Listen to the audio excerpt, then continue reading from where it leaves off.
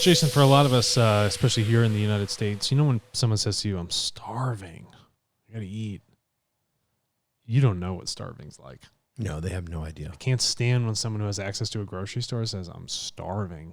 Do you ever really know what it's like to go hungry, to have no food? There's a huge majority of the world that lives in legitimate fear and worry of that every single day. Am I going to have food today? Am I going to have access to a meal? That system has been so unstable and fragile, which is ridiculous considering the amount of food we generate in our country alone through our own farming operations. It's ridiculous that we have such a scarcity of food going to people who really need it. And we consume so much here in the United States, way more than we need to, way more calories than we need to. So with COVID, the effects weren't just people getting a virus, and living or getting a virus and having, some condition before and dying. I mean, that's bad. But the real thing is, what was the impact, the systemic impact? And we're always thinking in systems thinking terms of that on food. Like, that is huge. There's such a scarcity of food. And when that supply chain becomes strained, like home goods, the home goods here in New Mexico can't get any new product in. If a home goods, which has really locked down on their supply chain, can't get any food in, or Walmart's slow at getting it in, imagine what it's like for people that had a 20% chance of having a meal for their day with no access to any place like that as a resource. That has just been wiped out. That sort of famine, it's not the virus that's killing people. It's the impact of the virus, not the virus itself, that is going to wipe people out for a longer period, way after that virus is actually gone. Trying to recover a system that was so fragile and it just shatters into pieces.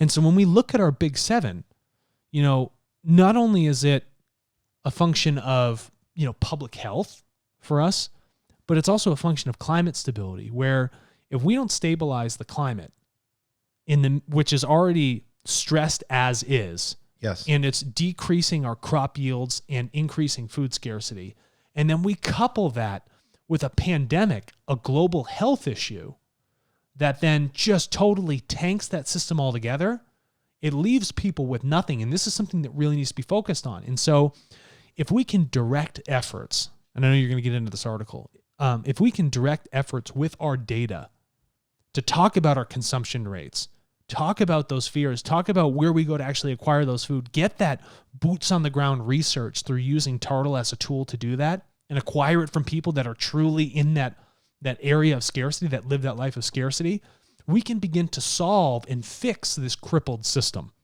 Yeah, and when we look at, our big seven, which I'm going to shout it out real quick: climate stability, educational aspects, human rights, global peace, public health, government and corporate transparency, and economic equalization. When we look at the food chain, we look at this instability. I mean, you would love it to be anti-fragile in the sense of, we have COVID, that made it stronger. It did. And it didn't, so...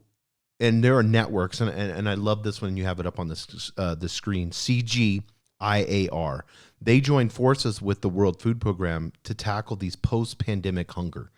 Yeah. And some of the things that they were talking about is our big seven and how that's affecting. We mentioned the other day, it's not just climate stability, it's not just the disruption of the food.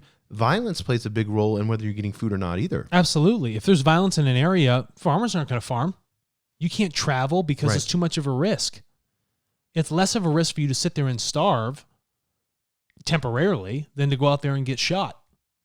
Yeah, and CGIAR and WFP, winner of the 2020 Nobel Peace Prize, they signed a memorandum of understanding to continue their long-standing partnership to build, and this is what I like their focus, build resilience and promote sustainable agriculture. Yeah, resilience. Yes. And resilience will happen through information. Sustainable agriculture happens through information. Is really understanding what those yields need to be, what people's consumption rates are in certain areas, where things are really needed. Don't grow this, grow that. Have the people determine it, what their needs are. Yeah, and they said they're going to focus on, these two organizations are going to focus on concentration on the links. So they figure out a link, like a bridge building. Yep. Climate change and conflict, which is the violence we talked about. Right.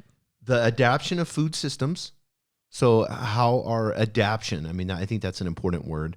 And then also the risk impacts on food security, which we don't think about that. Making sure that it's secure. Yeah. How secure is the system? Is it easy to disrupt? Yeah, and those studies, those research studies for those links, those bridge building efforts will require data. Will require that understanding of the people that sit on both sides of those bridges, so sit on both sides of those links, and then looking for the common ground between the two. How does that adaptation work, right? So if people are evolving and they're trying to evolve this system, well, how do we adapt it properly? How do we know how those interlinks are systemically affecting one another and things outside of that? And those have to be looked at. And it would be fundamentally important that they continue to acquire that information from those individuals that are directly impacted from it. Yeah, and the reason they collaborated together is because this COVID-19 pandemic, it's adding pressure to an already fragile food system. And so think about it. Before 2020 hit and COVID, it was fragile in and of itself. But you need collaboration. Yes. The world has come to a point where we do have to come together to solve these things. Otherwise, it's you're donezo. It requires a unifying collective effort. We tout about this all the time with us coming together with our data, and now we're seeing that these really forward-thinking groups are coming together to say, we need to tackle this because I can't do it on my own. There's nothing, don't be shy about asking for help. It's important, and that's what this has come down to. Yeah, and they talked about the countries that are going to be risk of famine, and then it's going to rise, now 2021, it's going to rise to 270 million. So, whenever we're looking at... That's almost the entire United States starving. Yes.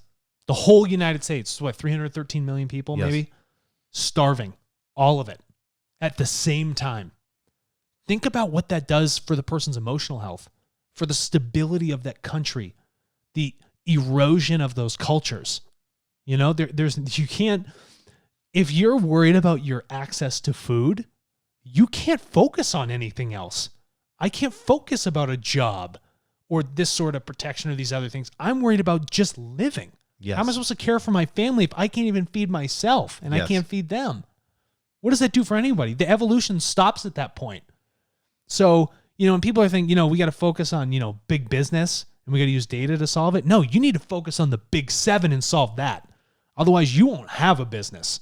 You won't have people to buy your goods and services. Yeah, and in these links, the main three is conflict, climate, and hunger they identified. Yep. So whenever we look at, and all three of these come hand in hand, and the Stockholm International Peace Research Institute, the SIPRI, they really pushing climate security, they called it. Oh, they called security. We called stability. Yeah, stability. And I like that. They said whenever we have climate change, conflict, and food security, their idea is to aim at the roles of food. So this is important. The roles of food. So I like that. I started thinking about that. What is the role of food? Food has two fundamental roles. One is it allows the body to be energized so that people can work. That's one. So the supporting of our entire global system, people have to be fed. Otherwise things stop. People don't drive trucks. They don't fly planes. They don't move cargo ships. They don't move the stuff off the cargo ships. Okay. And then two, food is culture. And when culture disappears, those values, history erodes. So if you think about that, what it means to be a human, what it means to share your culture, what it means to transcend borders, what it means to actually work for something, right? Things of value and working for yourself or your family, that happens with food. Food offers the availability for those things to actually occur. It's a base need. Just like oxygen, okay? You need a sustainable supply of something so that you can then work, so that you have the ability to then have an output. But you need that stream of input. And then the roles of food, land and water systems.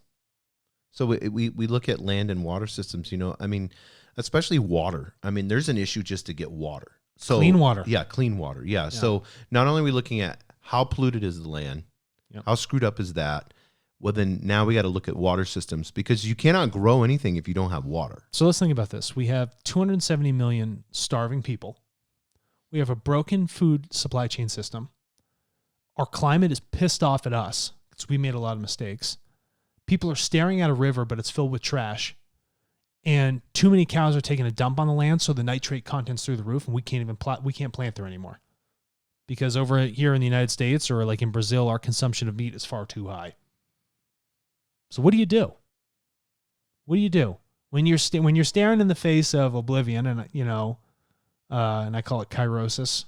I still gotta look that up, kairos. If you guys are looking for the Greek thing, what do you do at that point? Do you look back? It's like, no, you need to take this moment right now, and you got to use a tool that's effective for you to come together and solve this, because they're all interlinked. Not one thing is separate. We have the big 7 here for climate, for climate stability, educational access, human rights. They're all interlinked, every single one of them. But one of them is a key. One of them is a key driver, and that's your climate.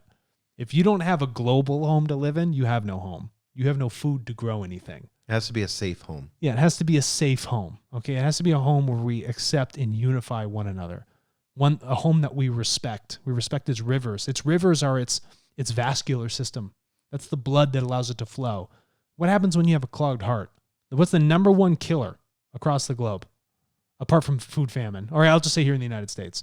Yeah, it's heart disease. Cardiovascular disease. Yeah, it's cardiovascular disease. You're plugging up your rivers, man. You got trash in it. So what difference is it between you getting that trash inside of you in your own heart and the trash over here in, a major sacred river like in India? There's no difference. You can't grow, you can't feel good, right? Acne starts to show up. Festering boils, sickness, disease. And the earth becomes sick and diseased, but all these things that are interlinked, if we are the progenitor of that cause, we need to bring our data together collectively and be like, how do we then solve the thing we created? We created this mess. We are to blame for this. And to think you're not to blame for somebody else's death because of your overconsumption here in the United States is irrational.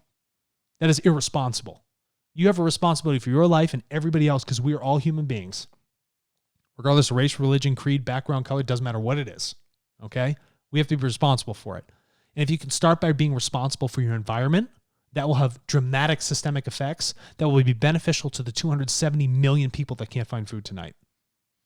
And whenever we look at taking that responsibility and doing something about it, and the power that people have right this moment, because they have power right this moment, and literally within 30 seconds to a minute, they can take back that power. How would they do that? They go to TARTLE.co, they sign up, and they start populating data packets towards things they care about that directly affect them, and then share that with the world and get paid to share it.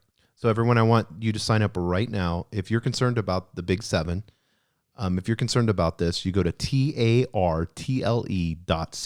That's tartle.co. Sign up now. Start sharing your data to save this planet.